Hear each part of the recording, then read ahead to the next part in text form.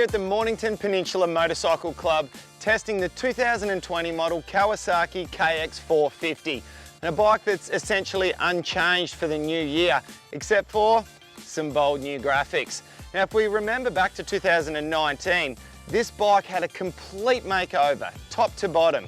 It had electric start for the first time, a hydraulic clutch, which was sensational. The motor totally changed top to bottom, way more power, exceptionally good motor. The chassis, slimmer, flatter, more agile, so many positives to this bike for 2019. And to tell the truth, not many things went unchanged for that model. Now, just to recap on some of the things that Kawasaki are traditionally known for with their motocross models and some of the things that separate themselves a little bit. Got some very cool looking black anodized triple clamps with the top and bottom. Of course, black rims. They're the only manufacturer to come production with DLC coatings on the fork sliders, which really separates them. Also, a lot of adjustability on the Kawasaki's.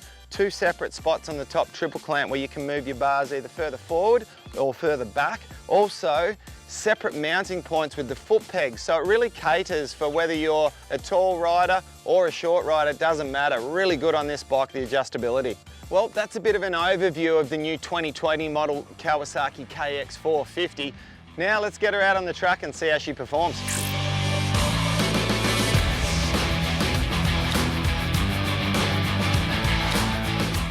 Well, I've just come back from taking the new Kawasaki for a ride out on the track. We've put it through its paces, as to be expected. Like I mentioned earlier, nothing changed on this bike as far as performance goes. From the chassis, motor, suspension side of things, it's identical to the 2019 model, which I've done a lot of riding on through the shootouts and the individual tests, etc. I know this bike very well.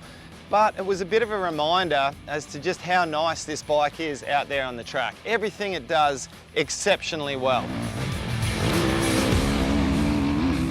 The motor's great, it's got a lot of torque and it's super smooth. It doesn't have a huge amount of top end horsepower, but you can lug a taller gear around the whole track and it's going to go wherever you place it, it's going to do whatever you want it to do, and it's going to be nice and smooth.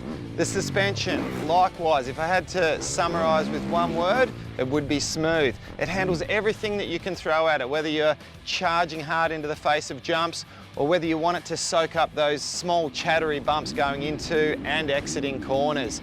The whole suspension package, it's nicely balanced. The motor and the suspension complement each other exceptionally well. And the big 270mm front disc rotor stops this thing like a Mack truck, no problem whatsoever. The electric start, first push every single time, and the hydraulic clutch just reminded me of how nice this was last year. So overall, a fantastic package once again.